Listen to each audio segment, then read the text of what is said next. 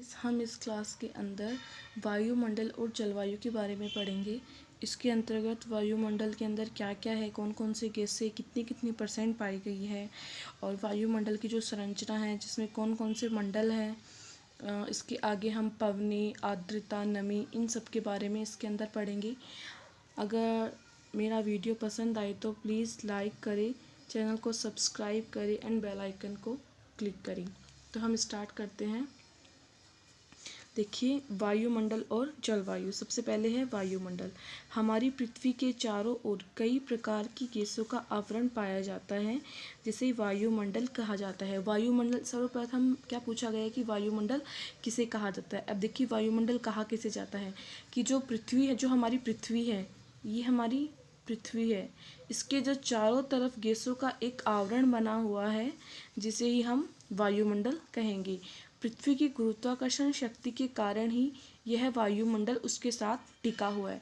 जो पृथ्वी पर गुरुत्वाकर्षण शक्ति है, उसके कारण ही वायुमंडल उसके साथ टिका हुआ है। वायुमंडल पृथ्वी के धरातल के तापमान को रहने योग्य बनाता है। किसके योग्य बनाता है? ये रहने योग्य बनाता है। अगला है संगठन। वायुमंडल की प्रमुख गैसें nitrogen, oxygen, argon, carbon dioxide, helium, hydrogen, neon, xenon, krypton और मीथेन गैसें हैं। कौन कौन से गैसें हैं कि इनमें बहुत सारी ऐसे गैसें हैं, और जो मोस्ट इम्पोर्टेंट जो गैस है, जो यहाँ पे सर्वाधिक मात्रा में पाई जाती है, वो है नाइट्रोजन और ऑक्सीजन। वो कौन सी है? नाइट्रोजन और ऑक्सीजन। इन दोनों का लगभग 99% भाग पाया जाता है, और बाकी सारी गैसों का 1% भाग पाया जाता है। और जो यहाँ पर जो तीसरा महत्वपूर्ण तत्व है, वो है धूल कण। अगला है वायुमंडल की संरचना। जैसे कि मैंने आपको बताया था कि मैं वायुमंडल की संरचना के बारे में बताऊंगी। तो वायुमंडल की संरचना के अंतर्गत जो पहला पॉइंट है, वो क्या है अपना? क्षोभ मंडल। अब देखिए, क्षोभ मंडल में क्या है। यह वायुमंडल की सबसे निचली व महत्वपूर्ण परत है। ये देखिए, ये अपना वायुमंडल है एक, और इसके अंतर्गत जो यहाँ पर जो परत है, वो कौन सी है? ये क्षोभ मंडल है। तो यह वायुमंडल की सबसे निचली व महत्वपूर्ण परत है। इसकी औसत ऊंचाई 13 किलोमीटर। इसकी औसत ऊंचाई कितनी है? 13 किलोमीटर है। ऑक्सीजन का अधिकांश भाग इसी परत में पाया जाता है। अब ये साधारण सी नॉर्मल सी बात है कि अगर ये पृथ्वी है, अगर ये वायुमंडल है, तो इसके अंदर जो निचली परत होगी, वहीं पर ऑक्सीजन पाया जाएगा, क्योंकि यहाँ पर मानव जीवन संभव है। यहाँ पर जीव जंतु, वनस्पति, जल, पानी, उन सब का जीवन संभव है। तो यहाँ पर ही ऑक्सीजन गैस का अधिकांश भाग होगा। इसकी ऊपरी जो सीमा है, इसकी देखो, ये सीमा यहाँ से स्टार्ट होती है, और इसकी ऊपर वाली ये सीमा है, इसको क्या कहा जाता है? इसको क्षोभ सीमा कहा जाता है। इसको शांत सीमा के नाम से भी जाना जाता है। अगला है समताप मंडल। समताप मंडल के अंदर देखिए, और सबको पता है कि समताप मंडल, जैसे हम बचपन से पढ़ते आ रहे हैं कि समताप जो मंडल है, उसके अंदर ओजोन परत पाई जाती है। तो अब इसके बारे में पढ़ेंगे कि ये कितने किलोमीटर है, इसमें क्या है क्या नहीं है।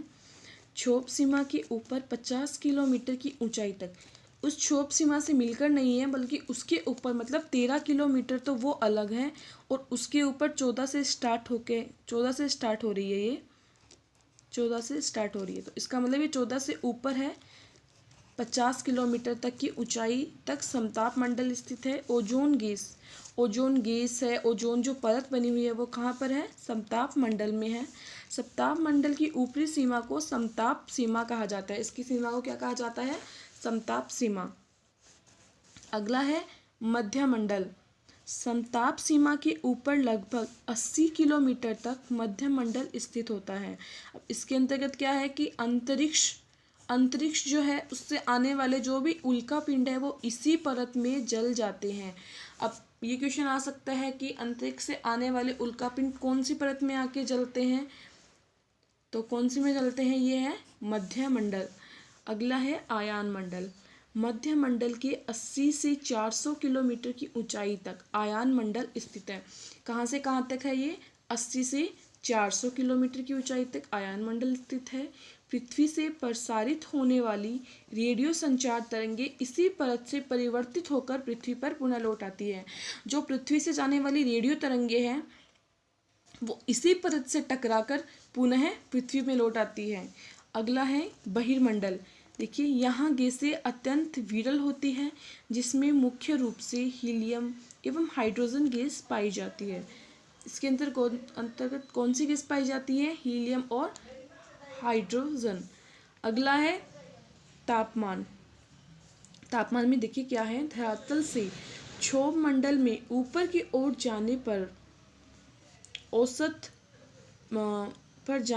औसत प्रति 165 मीटर की ऊंचाई पर 1 सेंटीग्रेड तापमान कम हो जाता है।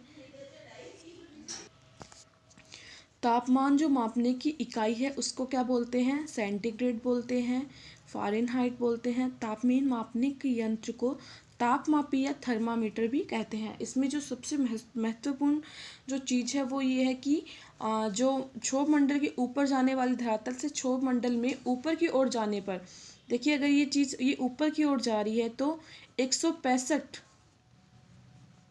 किलोमीटर 165 मीटर ऊपर जाने पर 1 सेंटीग्रेड जो तापमान है वो क्या हो जाता है? माइनस हो जाता है। और इसको जो मापने का इकाई है वो क्या है?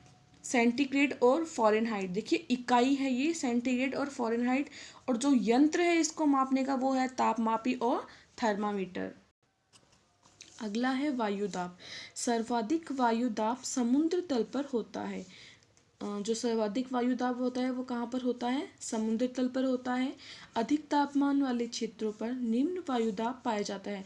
जहाँ का तापमान सर्वाधिक होता है, जैसे समुद्र तल का तापमान कम होता है इसलिए वायुदाब यहाँ पर अत्यधिक होता है, और अन्य जो है जैसे रेगिस्तानी इलाका है वहाँ पर तापमान अधिक होने के कारण वहाँ पर वायुदाब कम पाया जाता है। वायुदाब को मापने की इकाई जो इसकी इकाई है वो क्या है? मिलीबार है। वायुदाब मापी यंत्र है, बैरोमीटर है। वायु की दिशा बताने वाले यंत्र को, और जो वायु की दिशा बताते हैं उसके यंत्र को क्या बोलते हैं? दिक्सूचक यंत्र। गति बताने वाले यंत्र को एनीमोमीटर कहते हैं। अब है पवनी। पवन मुख्य रूप से 3 प्रकार की होती है। देखिए पवन होती क्या है? हवा है, वायु है, वो सब पवने हैं। इसके अंदर फर्स्ट पॉइंट है स्थायी पवनी। ये वर्ष भर लगभग लगातार एक ही निश्चित दिशा में चलती है। जो स्थायी पवनें होती है वो वर्ष भर लगातार एक ही दिशा में चलती रहती है, और ये 3 प्रकार की होती है। वो है कौन सी है? व्यापारिक है, पछुआ है एवं ध्रुवीय पवनें हैं। सेकंड जो पवन है वो कौन सी है? सामयिक और मौसमिक। इसको सामयिक नाम से भी जानते हैं और मौसमी पवनों के नाम से भी जानते हैं। ये पवनें विभिन्न ऋतुओं में अपनी दिशा बदलती है।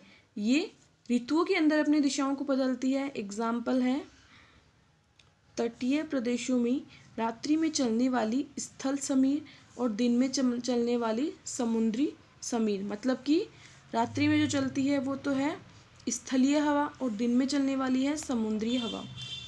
थर्ड पॉइंट है इसमें स्थानीय पवनें। जो पवनें किसी छोटे क्षेत्र में वर्ष या दिन के किसी विशेष समय में चलती है। कौन सी पवनें हैं? जो पवनें किसी छोटे क्षेत्र में वर्ष या दिन के किसी विशेष समय में चलती है उन्हें स्थानीय पवनें कहते हैं।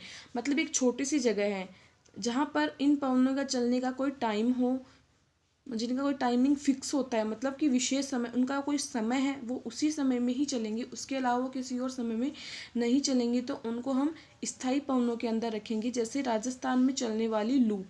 अब जो राजस्थान में लू चलती है वो कब चलती है? वो गर्मियों में चलती है, ना कि सर्दियों में। इसका एक निश्चित समय है इसलिए राजस्थान में लू के नाम से जानी जाती है। दूसरी है चिनूक। ये कहाँ पर है? ये जो रॉकी पर्वत है वहाँ पर चलती है। फोहन एवं मिस्ट्रल जो है वो यूरोप में चलती है। इसमें आगे है आर्द्रता। आर्द्रता के अंदर जो पहला पॉइंट है वो है वर्षा। अब देखिए वर्षा को 3 भागों में बांटा गया है, संवहनीय वर्षा, पर्वतीय वर्षा और चक्रवातीय वर्षा। अब ये तीनों वर्षा को आपको पता चल रहा है ये पर्वतों पर पाई गई चक्रवातों से होती है। विश्व की औसत वार्षिक वर्षा 117 सेंटीमीटर है। ये विश्व की औसत वार्षिक वर्षा बताई गई है कि जो विश्व में है वो औसत वार्षिक वर्षा कितनी होती है? 117 सेंटीमीटर होती है। विश्व में सर्वाधिक वर्षा वाले स्थान कौन से, ये पूछ सकते हैं क्वेश्चन कि विश्व में सर्वाधिक वर्षा वाले स्थान कौन से हैं। तो देखिए, भारत के मेघालय राज्य की खासी पहाड़ियों में स्थित मासिनराम, सॉरी ये मासिनराम है,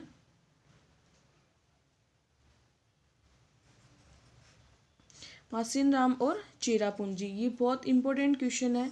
ये ऐसे भी पूछ सकते हैं जैसे ये दो आ जाए, या फिर ये कहाँ से निकलती है, कौन सी राज्य से है, कौन सी पहाड़ियों से है, कहाँ पर अत्यधिक वर्षा होती है। तो ये इतना आपको ये याद रखना पड़ेगा कि ये मेघालय राज्य की खासी पहाड़ियों में स्थित मासिनराम और चेरापूंजी है।